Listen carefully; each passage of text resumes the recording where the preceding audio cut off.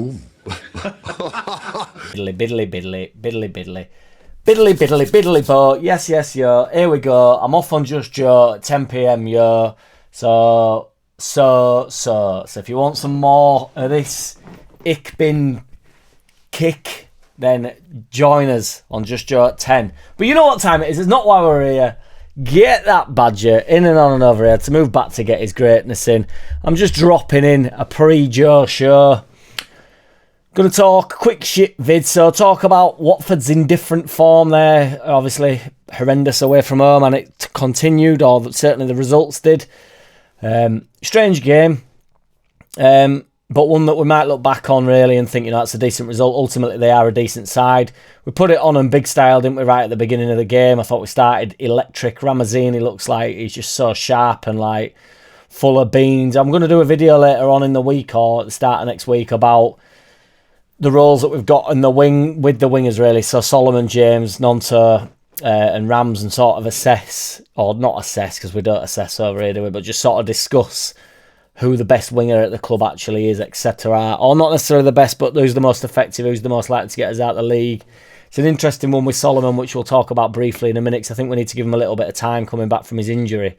Because Rams has come in and then everybody's sort of like, he's the second coming, whereas Solomon was starting over Rams. I feel like Rams has been sort of pushed upon us, but then he has been like absolutely firing on all cylinders. But we'll get to that. Yeah, I thought we'd put it on big style. Obviously, two absolutely goalkeeping howlers. Who remembers Meslier, silent S now? But yeah, a couple of nice saves from Mez as well, to be fair, in the second half.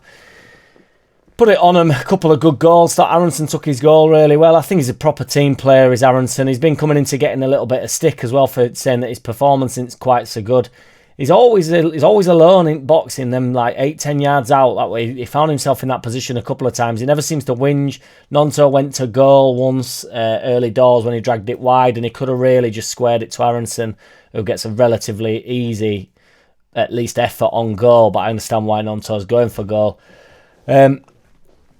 But yeah, I think it's a bit harsh for him to get a little bit sticky. He puts plenty of work in, as we all know, and it does come as a minimum that for all the players. But I said the other day that we can't have every single player going forward being the flashiest.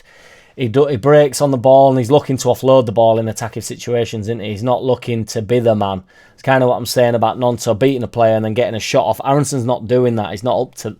I mean, I think potentially he could be doing that, but I think it'd be sacrificing some of his game. Yeah, so a good first half, really. Pretty boring in a sense that, you just thought, here we go, wonderful, like Watford done, sort of move on. And then a bit of madness. It got a bit edgy in Ellen Road in second half.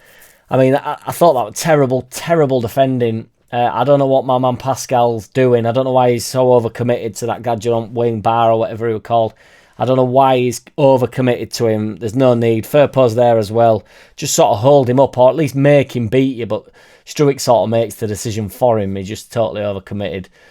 But yeah, they obviously had Sissoko in middle, who were a bit better in second half, but I thought he was pretty tosh in first half. He let give the ball away quite a lot. That Ogbonna, an old bloke at back as well. I thought Tanaka was excellent. He was like working like a dog back as well. He made some really important interceptions and stuff.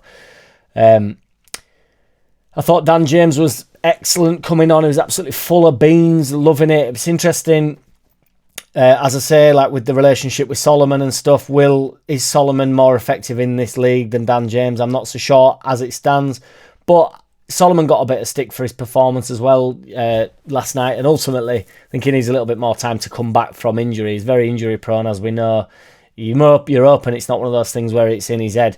We were talking last week about, potentially would he get a move away if he's not getting game time in January. I don't think that would be the case unless it's another loan deal, because ultimately Tottenham aren't going to want to be playing him. They're not going to start him. He's come out to get some minutes, but I understand the idea that, he will be looking to move on in a sense because he's here to play, but does he get in over Rams, James and Nonto as it stands? As it stands, for me, no, he doesn't.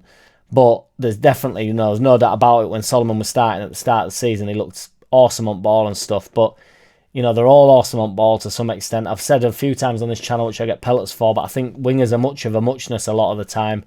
I think if the player, any player at a reasonable level, like Championship's a very, very good level of football, I think any winger in a decent side contributes or at least looks good on the ball. So, you know, it's tricky when then it comes to, you know, who's sort of like your game winners, and, you know, some of them were slightly frustrating, but nobody's going to get them type of goals. You know, Dan James got plenty of goals last year in a very good side. I don't know, I think if Dan James is called Solomon, I think we're a lot more excited about him in general. I love D James, and I didn't when he signed. I couldn't stand his face, but that's because he came from Man U and he didn't sign for us at the time. Ramazani obviously went off injured, hobbled off. He'll have been gutted. I was talking to my brother about that, and well, he actually mentioned, like, you know, because you do sort of smell blood, don't you? And he was getting at their right back. He was just ripping it up, and he'll have been like, I'm having a good day today. And then, you know, one of them things. Then they started dropping like flies in the second half, and I actually thought they were in a little bit of ascendancy, and they started going down, rolling back onto the pitch. There were a big miss from Joseph, which from a delicious ball from D James. And that was a big miss, really weak header at back post. Rothwell can deliver a ball. It's so refreshing. I mean, not every single one's perfect, but you know, you sort of moan at the one bad one because the deliveries are, and he does vary it up. He can deliver the ball, but you moan at the one poor one, and we've kind of, you know, we need to remember that every single corner was poor before that. We never beat the first man, so Rothwell, at least he is beating the first man. Cleverley's got a slightly skewed view of the game, though. I don't really, you know, he seems to think that they dominated from the 15th minute to the 75th minute or something. He said ultimately they are a decent side, and it's, you know, it's probably a better result than we're all letting on. They're 8th in the league. I know that they've been in and out of form, and everybody's saying that their away form is, you know, the articles are saying again struggling Watford, but I'm not sure they're struggling in a sense. I think, you know, I don't know what their expectations were for this season in general. I don't really care what their expectations were for this season in general, but you get me, you know, like, it's a decent team.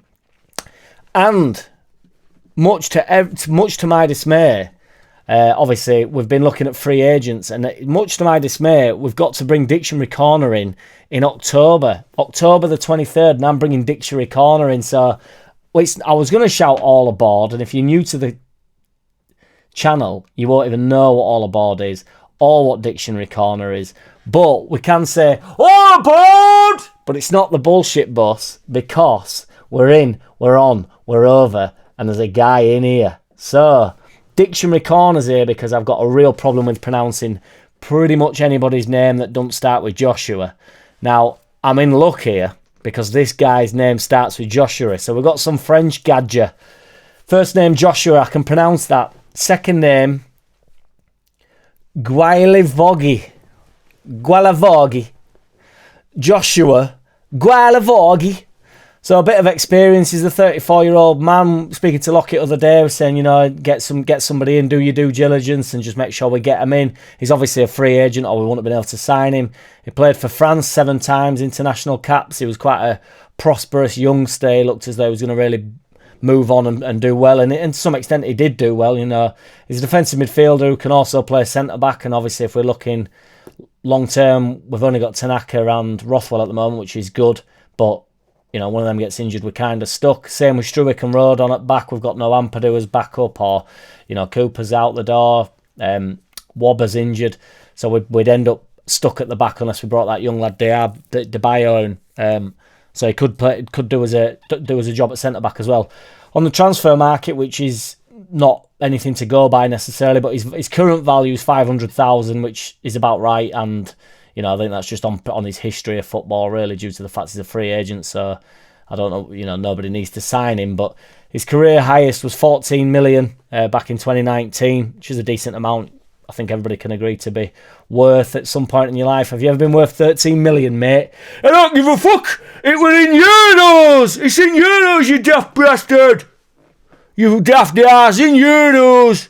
Get your head in it. Get your head on game. He's been at Wolfsburg recently, I think last year, with his until he became a free agent, and then he's been at Atletico Madrid before that. He started his career at Saint Etienne.